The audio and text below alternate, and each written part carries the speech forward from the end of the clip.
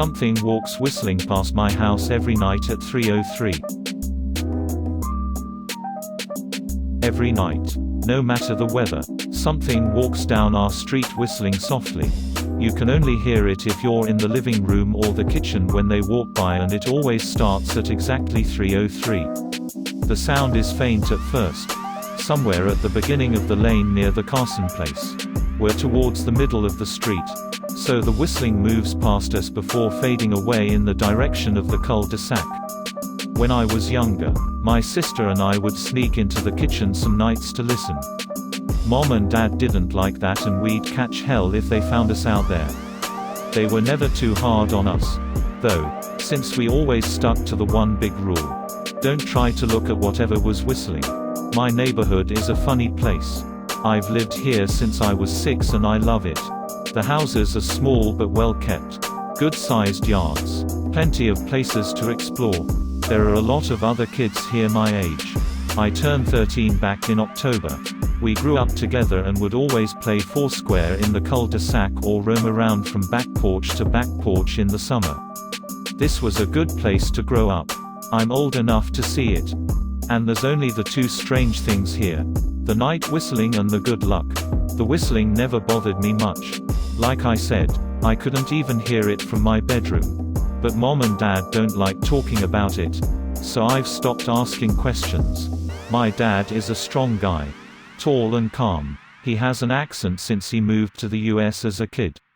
His family. My grandparents. They're from the islands. That's what they call it. My dad. The only time he isn't so calm is if the whistler comes up. He talks a little quicker then. Eyes move faster. And he tells us not to think about it so much and to always remember the one rule. The big rule: don't try to look outside when the whistler goes past. Not that we could look even if we wanted.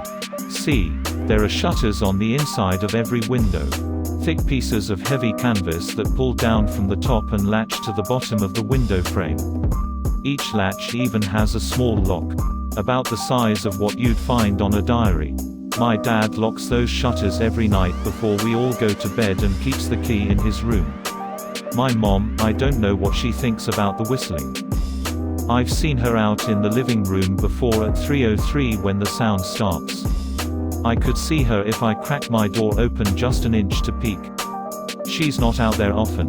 At least I haven't caught her much. But once or twice a month I think she sits out there on our big red couch just listening. The whistler has the same tune every night. It's cheerful. Da da da da da dum. Da da da da da dum. Remember how I said there are two odd things about where I lived? Well, besides our night whistler, everyone in my neighborhood is really lucky. It's hard to explain, and Dad doesn't like us talking about this part much either. But good things just seem to happen to people around here a lot. Usually, it's small things. Winning a radio contest. Or getting an unexpected promotion at work. Or finding some arrowheads buried in the yard. You know, the authentic kind. The weather is pretty good and there's no crime and everybody's gardens bloom extra bright in the fall. A million little blessings. I've heard my mom say about living here. But the main reason we stay here, why we moved here in the first place, is my sister Nola. She was born very sick. Something with her lungs. We couldn't even bring her home when she was born. Only visit her in the hospital. She was so small, I remember. Small even compared to the other babies. A machine had to breathe for her. We moved into our house here to be closer to the hospital. As soon as we moved here, Nola started getting better. The doctors couldn't figure it out. They chalked it up to whatever they were doing, but we all could tell they were confused. But my parents knew. Even I knew. Nola getting better was just another of the million little blessings we got for living in our neighborhood. So that's why we stayed even after we found out that. For every small miracle that happens here every day, now and then, some bad things happen. But they only happen if you look for the whistler. See, our neighborhood has a welcoming committee. They show up with macaroni casserole and a gift basket and a manila folder whenever someone new moves in. They're very friendly. 4 people showed up when we moved in 7 years ago. The committee made small talk. gave me a Snickers bar, and took turns holding Nola. It was her first week out of the hospital, so they were extra careful. Then the committee asked to speak to my parents in private, so I was sent to my room where I still managed to hear nearly every word. The welcoming committee told my parents about how nice the neighborhood was. Really exceptionally hard to explain kind of nice. And then they told my parents about the even harder to explain whistling that happened every morning at 3:03 and ended at the tick of 3:05. The group, our new neighbors, warned my parents that the whistling was quiet, would never harm or hurt us, as long as we didn't look for what was making the sound. This part they stressed, and I pushed my ear into the door straining to hear them. People who went looking for the whistler had their luck change. Sometimes tragically, a black cloud would hang over anyone that looked. Anything that could go wrong would. The manila envelope the committee brought over contained newspaper clippings. Stories about car crashes and ruined lives. Public deaths and freak accidents. Not everyone dies. Quote, I heard the head of the committee tell my dad, but the life goes out of 'em. Even if they live, there's no light in 'em ever again. No presence. My mom. I could tell she wasn't taking it seriously. She kept asking if this was some prank they play on new neighbors. At one point my mom got angry. Accused the committee of trying to scare us out of our new home. Asked them if they were racist on account of my dad being from the islands. My dad calmed her down. Told her he could tell our new neighbors were sincere and they were just trying to help us. He explained that he grew up hearing these kinds of stories from his mom and that he knew there were strange things that walked among us. Some of those strange things were good and some were bad, but most were just different. After the committee left, my dad went out to the hardware store, bought the canvas blinds, the latches, and the locks, and installed them on every window in the house after dinner. That first night in our new house, I crept out of my room at 3 a.m. only to find my dad awake sitting on the living room couch, holding my baby sister. My dad held up his finger in a shush motion but patted the couch next to him. I sat and we waited. At exactly 3:03 we heard the whistling. Da da da da da dum. Da da da da da dum. It came and it went just like our neighbors said. The whistling returns each night and we never look, and we enjoy our million little blessings every day. Nola breathes on her own and she's grown into a strong, clever girl. My dad even joined the welcoming committee. We don't get new neighbors often. Why would anyone want to leave? But when a new family moves in, my dad and the committee bring them macaroni casserole, a gift basket, and the manila folder. I can always tell by the look on my dad's face when he comes back if the family took the committee seriously or if we'd be getting new neighbors again very soon. Not long ago a family moved in directly next to us. The previous owner, Ms. Maddie, passed away at age 105. She'd lived a good, long life. Our new neighbors seemed like they'd fit in just fine. They believed the welcoming committee. Took my dad's advice about the locking shutters since they had a young child of their own. Whatever newspaper clippings were in that manila envelope, whatever evidence, my dad never let us see.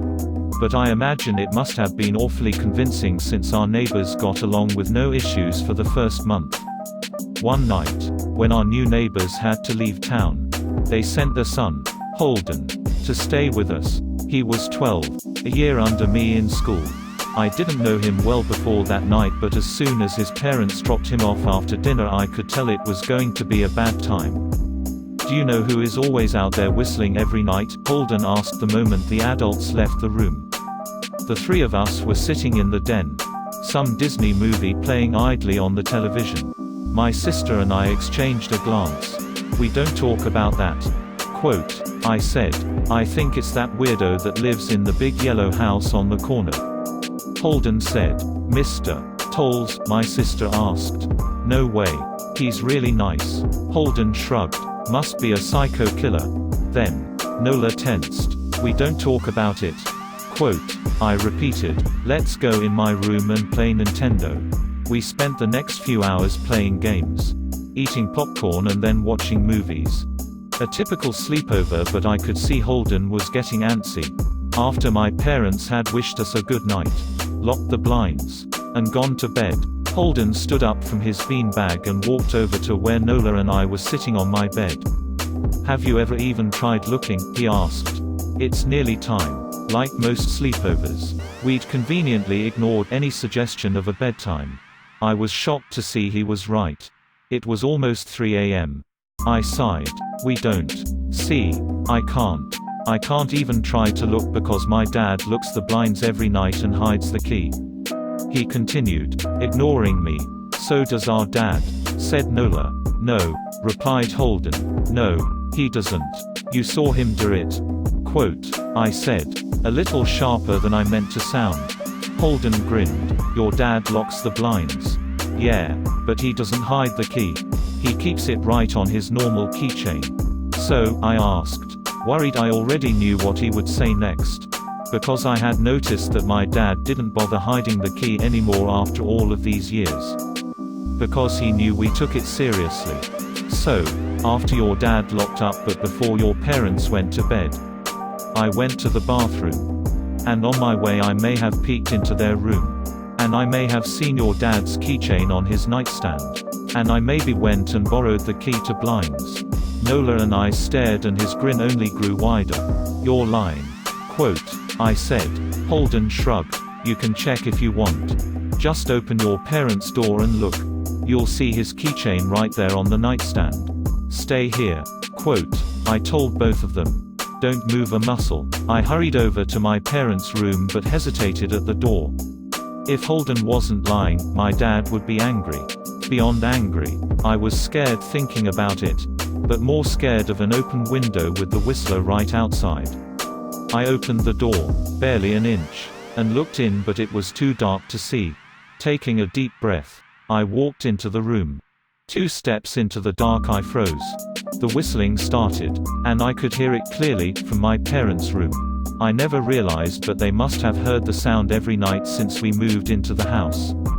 They never told us. I don't think I could have slept through it. I stood there, listening to the whistling come closer, unsure whether I should turn on a light or call out for my dad.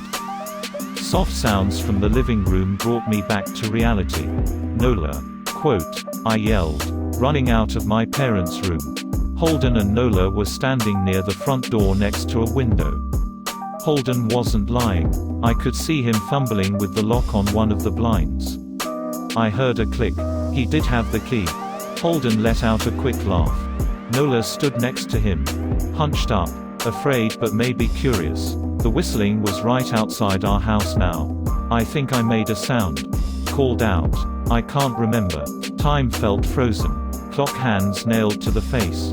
But I found myself moving. I'm not fast. I've never been athletic. Somehow, though, I covered the space between myself and Nola in a moment. My eyes were locked on her, but I heard Holden pull the blind all the way down so it could release. I heard the snap of it start to raise. And I heard the whistling just on the other side of the window. But I had my arms around Nola and I turned us so she was facing away from the window. At the same time, I jammed my eyes shut. The blind whipped open. The whistling stopped. I felt Nola shaking in my arms. "Don't look."